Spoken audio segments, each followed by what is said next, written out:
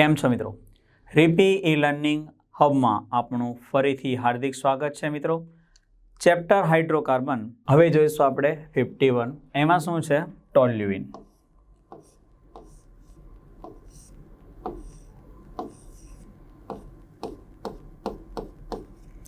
ચાલો હવે એનું એસિડિક એનહાઇડ્રાઇડ એટલે CH3COO CO અને CH3 એસિટિક એનહાઇડ્રાઇડ સાથે એનું આપણે ઓક્સિડેશન કરાવીશું ત્યારે શું થાય છે? તો ત્યારે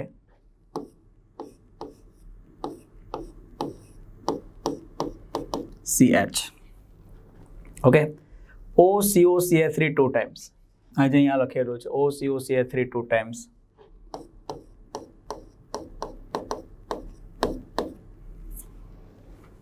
મળ્યું. અને હવે એનું જ્યારે જળ વિભાજન કરવામાં આવે છે H+ ની હાજરીમાં જળ વિભાજન ત્યારે અહીંયા બેન્ઝાલ્ડિહાઇડ મળશે.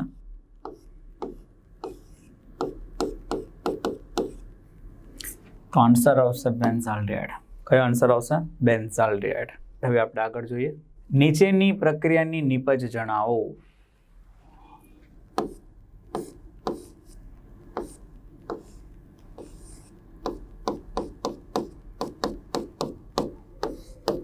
આ શું છે?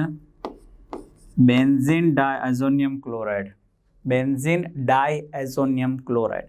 હવે જ્યારે બેન્ઝીન ડાયઝોનિયમ ક્લોરાઇડની H3PO2 સાથે રિએક્શન જ્યારે આપણે કરાવીએ છીએ તો H3PO2 સાથે પ્રક્રિયા કરાવીશું ત્યારે શું થશે? તો કે H3PO2 નું H3PO3 ઓક્સિડેશન થશે. બરાબર છે. તો એનું ઓક્સિડેશન થશે તો એ કરતા કેવો હોય? રિડક્શન કરતા. આ રિડક્શન કરતા હશે તો એ શું કરશે ભાઈ? એની હાઇડ્રોજન સાથે મતલબ એડિશન થશે. હાઇડ્રોજન આપશે આપણને. અહીંયા હાઇડ્રોજન આપશે એટલે N2 અને HCl નીકળી જશે અને આવી જશે બેન્ઝીન.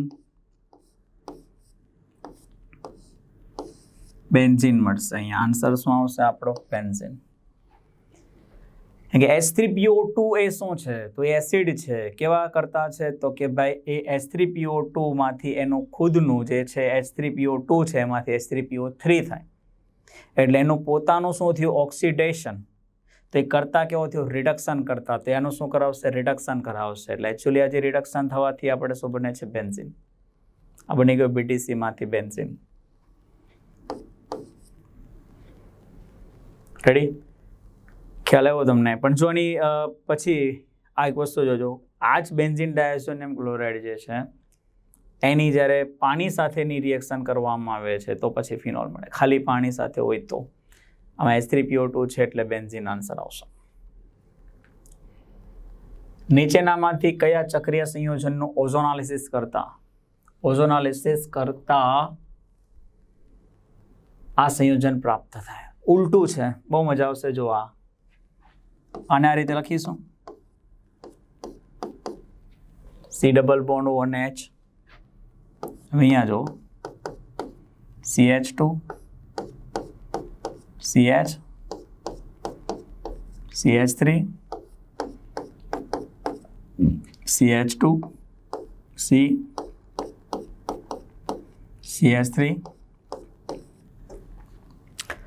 ઓઝોનાલિસિસ જ્યારે કરીએ છીએ ત્યારે હું તમને શું સમજાવું છું કે ભાઈ કાર્બન કાર્બન ડબલ બોન્ડથી જે જોડાયેલા છે ને આપણે ડબલ બોન્ડ આપી દઈએ છીએ.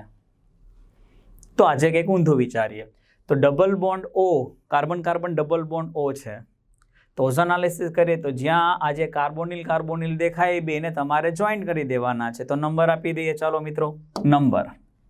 તો આ વાળો છે, આ કાર્બન છે, આ કાર્બોનિલ વાળો કાર્બન, એને 1 નંબર 2 3 4 અને 5. તો તમારે શું કરવાનું? 1 અને 5 ને જોઈન્ટ કરી દેવાના છે. 1 અને 5 ને જોઈન્ટ કરશો એટલે આવું કંઈક બનશે. પંચકોણ સાયક્લોપેન્ટેન બની ગયું. હવે નંબર આપીએ. 1 અને 5 ને તમે જોઈન્ટ કરો છો. યાદ રાખજો 1 અને 5 ને આપણે જોઈન્ટ માર્યો છે. 1 અને 5. ચલો આ 1 આ 2 આ 3 આ 4 5. 1 5 ને જોઈન્ટ માર્યો છે. 1 ઉપર CH3 છે. 1 ઉપર CH3 છે. 2 ઉપર કંઈ નથી. 3 ઉપર CH3 છે. 4 ઉપર કંઈ નથી, 5 1 5 ને જોઈન્ટ માર્યો ને ત્યાં ડબલ બોન્ડ આવે, કારણ કે 1 અને 5 ને ડબલ બોન્ડ આવે, કારણ કે આ તૂટશે તો ત્યાં ડબલ બોન્ડ આવવાના છે. તો આ સાયક્લિક છે, એનું ઓઝોનાલિસિસ કરશો તો આ મળશે. તો આવો આન્સર ક્યાં છે? પહેલા, બીજો અને ત્રીજા પર CH3, પહેલા બીજા પર નહીં, આવી રીતે નહીં, આવી રીતે નહીં. તો કે પહેલું,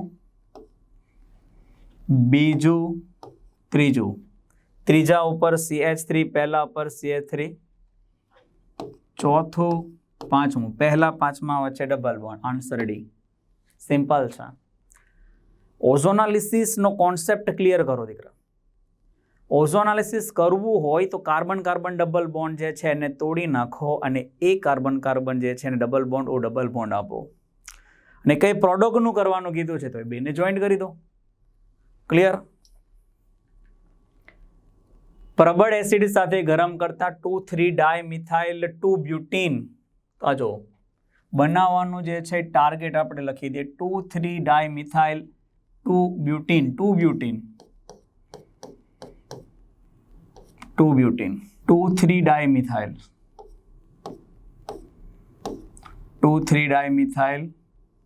2-બ્યુટીન.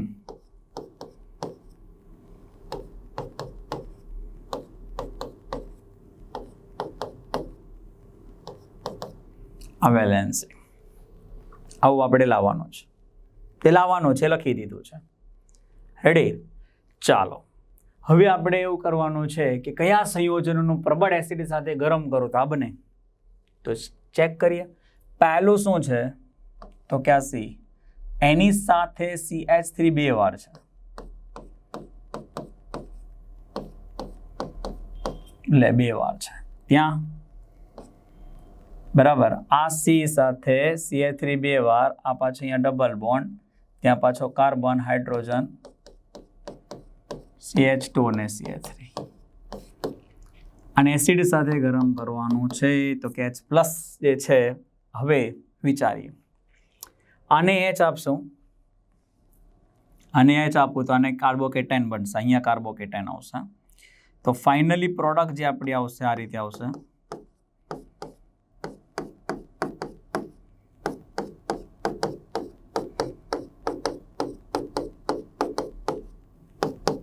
આ જે છે અહીંયા પ્લસ આવી ગયું, તો આ કાર્બોકેટાઇન છે એ કેટલા ડિગ્રી છે તો કે 3 degree.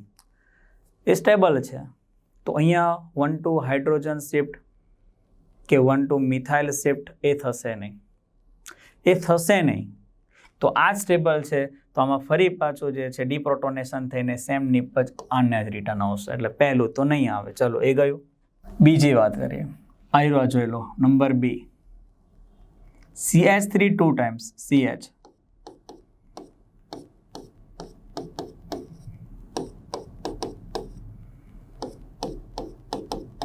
CH2 CH.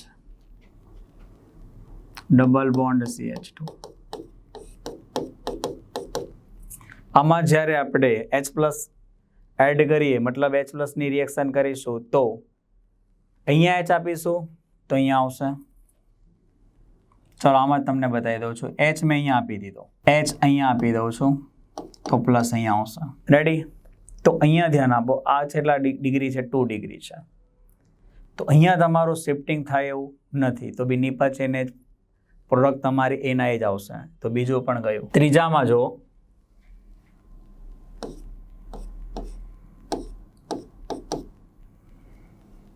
CH CH2 CH double bond CH2. મિત્રો અહીંયા જે છે આ CH3 તમારે અહીંયા લેવાનો છે, અહીંયા નહીં. તો આ કેવી રીતે છે? આ C CH3 CH3 CH3, અહીંયા CH3, પછી આ જે છે CH2 CH double bond CH2. અહીંયા આવી ગયો છે ને અહીંયા સિંગલ બોન્ડ છે. આવી રીતે છે.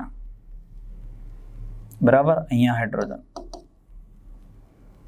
1 2 3 ને 4 1 2 3 4 બરાબર વેલેન્સી. હવે અહીંયા કરશો તો પણ શક્યતા નથી જ, બરાબર. એક મિસ્ટેક છે, ખાલી જોવાનું છે આપણે. હવે આપણે ડી ઓપ્શન વિચારીએ.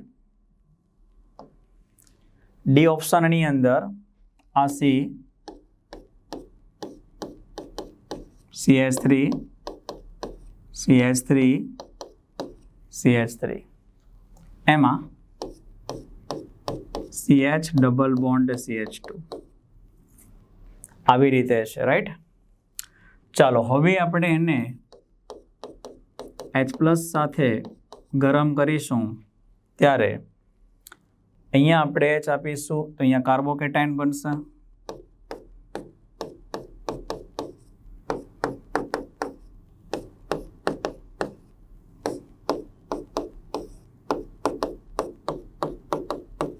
આ કાર્બોકેટાઇન એ કેટલા ડિગ્રી છે તો કે 2 ડિગ્રી કાર્બોકેટાઇન છે. મિત્રો ધ્યાનથી જોજે, પહેલા નહોતું થયું હવે થશે કે આ જે કાર્બોકેટાઇન છે 3 ડિગ્રી થઈ એમ છે, શિફ્ટિંગ થાય એમ છે, પણ આમાં કોની શિફ્ટિંગ કરવાની છે? Methyl shift. શું આવશે દીકરાઓ? મિથાઇલ શિફ્ટિંગ કરો. તો જ્યારે મિથાઇલ શિફ્ટિંગ કરીશું 1 to મિથાઇલ શિફ્ટિંગ કરીએ ત્યારે શું થવાનું છે? તો ત્યારે અહીંયા CH3 આ કાર્બોકેટાઇન, CH3 અને CH3 આ થઈ ગયું શિફ્ટિંગ. તો 2 ડિગ્રીમાંથી આ કયો બની ગયો? 3 ડિગ્રી બની ગયો. તો મોર સ્ટેબલ 3 ડિગ્રી એ મોર સ્ટેબલ છે. તો એમાંથી જ્યારે આપણે આ પ્રોટોન દૂર કરીશું તો ડબલ બોન્ડ અહીંયા આવશે અને એ ડબલ બોન્ડ ત્યાં આવશે એટલે આન્સર તમારું આવશે CH3 ડબલ બોન્ડ, અહીંયા CH3 અને અહીંયા CH3. તો 1 2 3 4 2 3 ડાયમિથાઇલ બ્યુટટુઇન. તો આન્સર આવશે ડી. કેવી રીતે આવ્યો થયું? શાંતિથી. કે એની અંદર પ્રોબ્લેમ શું હતો? તમારે જો કાર્બોકેટાઇન જે છે એ 1 ડિગ્રીથી 2 ડિગ્રી 2 ડિગ્રીથી 3 ડિગ્રી થતા હોય તો એ મિકેનિઝમ અનુસાર એને કરવાનું. હાઇડ્રોજન શિફ્ટ કરી મિથાઇલ શિફ્ટ કરી જે છે મોર સ્ટેબલ કાર્બોકેટાઇન પર જવાનું છે અને પછી ફાઇનલ પ્રોડક્ટ લાવવાની છે. જેમાં શક્ય નહીં હતું પોતાની પ્રોડક્ટ આવતી હતી, ડીમાં શક્ય બન્યું છે, આન્સર આવશે ડી. નેક્સ્ટ જોઈએ હવે બેન્ઝીન.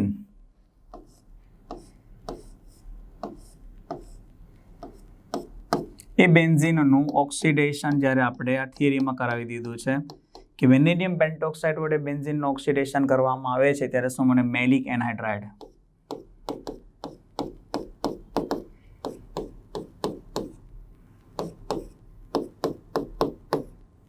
શું બને છે? Maleic anhydride. CH double bond CH, C double bond O, C double bond O, બરાબર છે. આનો કહેવાય મેલિક એનહાઇડ્રાઇડ. બની ગયું. ચલો આગળ. આના જો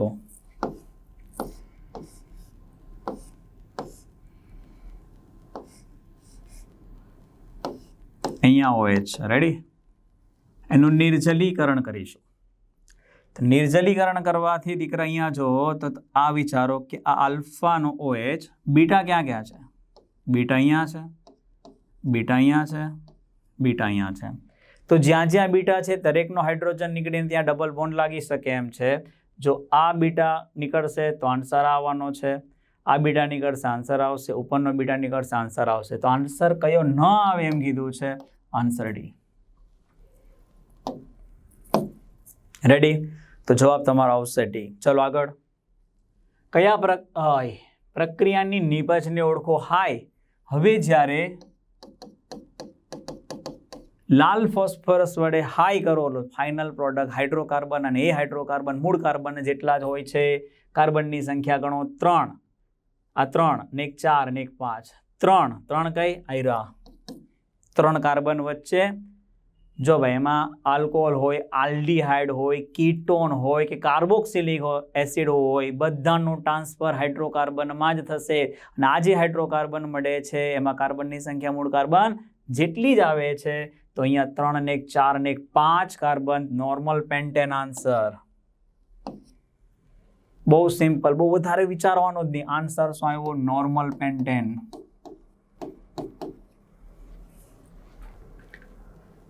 STP એ 16.6 ગ્રામ મિથાઇલ મેગ્નેશિયમ આયોડાઇડ.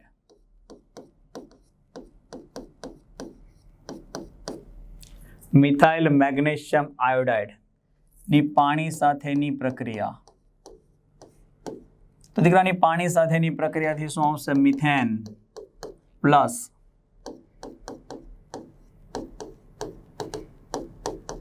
તો મિથેન કેટલા મોલ? 1 મોલ મળે. 1 મોલમાંથી 1 mall. Methyl magnesium iodide 1 mall, તો મિથેન પણ 1 મોલ મળે છે. હવે 1 મોલ મિથાઇલ મેગ્નેશિયમ આયોડાઇડ એટલે એનો અણુભાર આવશે 166 ગ્રામ. 166 ગ્રામ એ વાયુ છે એટલે 1 મોલ વાયુ એટલે STP એ 22.4 લીટર. STP એ કેટલું? 1 મોલ એટલે 22.4 લીટર મોલ કોન્સેપ્ટ પર. તો 166 એ 22.4 લીટર. અહીંયા છે 16.6 ગ્રામ. કેટલા? એક સ્ટેપ તમે ક્યાં ખસ્યા? તો એક સ્ટેપ તમે ડાબી બાજુ ખસો છો, તો એક સ્ટેપ તમે ડાબી બાજુ અહીંયા પણ ખસી જાઓ. આન્સર આવશે 2.24 લીટર. 2.24 લીટર. એમ ખસ્યા એક સ્ટેપ આ બાજુ. ચલો નેક્સ્ટ 59. મસ્ત છે, ધ્યાન જો રાખો. આલ્કેન. આલ્કેન એટલે CN H2N + 2 પ્લસ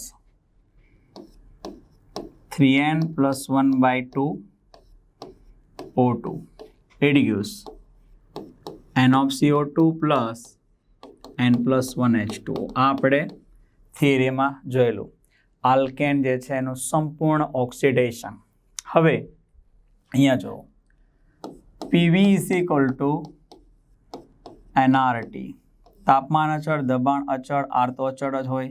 એનો અર્થ એવો થયો કે V ચલે છે N. V ચલે છે N. તો આ 1 મોલ છે, આમાં આટલા મોલ છે. 1 મોલ આટલા મોલ. 1 મોલે કેટલા મોલ છે? તો કે અહીંયા 1 મોલ એટલે આને આપણે N1 ધારી લઈએ. N1 બરાબર 1 મોલ. તો અહીંયા N2 બરાબર 3N + 1/2 મોલ. ચલો આનું વોલ્યુમ તમને કેટલું આપેલું છે? તો કે એનું વોલ્યુમ આપણને આપેલું છે 10 લીટર. આનું વોલ્યુમ કેટલું છે? તો કે એનું વોલ્યુમ આપણને આપેલું છે 35 લીટર. તો બસ હવે સિમ્પલ. V1 ના છેદમાં V2 = N1 ના છેદમાં N2. V1 ના છેદમાં V2 N1 ના છેદમાં N2. અર્થાત અહીંયા શું થશે? તો કે અહીંયા જો 5 × 2 = 10 અને 7 × 5 = 35. આ ગયા 2 ના છેદમાં 7 બરાબર ઉપર 2 નીચે 3N + 1. ઓકે ચલો હવે એનો શું? આ 2 તો કેન્સલ થઈ ગયા. હવે આને આપણે સરખાવી દઈએ તો એનો મિનિંગ એમ થયો કે ભાઈ 3N + 1 = 7. રેડી? તો 3N = 6 માટે N = કેટલા? 2. N2. તો આ હાઇડ્રોકાર્બન જે છે એ કોણ છે? તો કે એ છે આપણો ઇથેન. ઇથેન છે. તો ચાલો X એ ઇથેન છે. X એ માત્ર એક મોનોક્લોરો વ્યુત્પન્ન આપે, એક જ આપે, કેમ કે આનું ક્લોરિનેશન કરશો, કેમ કે આમાં બંધા હાઇડ્રોજન છે. આ ભાઈ 1 ડિગ્રી છે, 1 ડિગ્રી છે. નિપત તો એક જ મળવાની છે. ચાલો આપી દઈએ. તો આનું જ્યારે ક્લોરિનેશન કરીશું આપણે તો એના ક્લોરિનેશનથી આન્સર આવશે CH3CH2Cl. Y છે આ. તો હવે એની આલ્કોહોલિક KOH સાથે પ્રક્રિયા કરો. ચલો હવે આની આલ્કોહોલિક KOH સાથે પ્રક્રિયા કરીએ એટલે બીટા વિલોપન. આલ્ફા પરથી હેલોજન, બીટા ઉપરથી હાઇડ્રોજન, આલ્ફા બીટા વચ્ચે double bond, CH2 double bond CH2. આ આપણો answer. CH2 double bond CH2 answer. Clear? ચલો નેક્સ્ટ. આને જુઓ.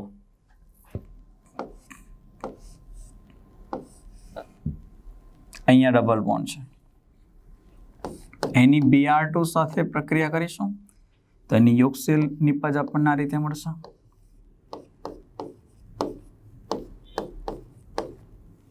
Br.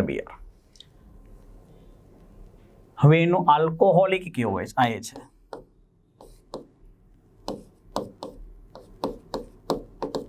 તો પહેલી વાર અને બીજી વાર આલ્કોહોલિક, બે વાર આલ્કોહોલિક કેવો હોય?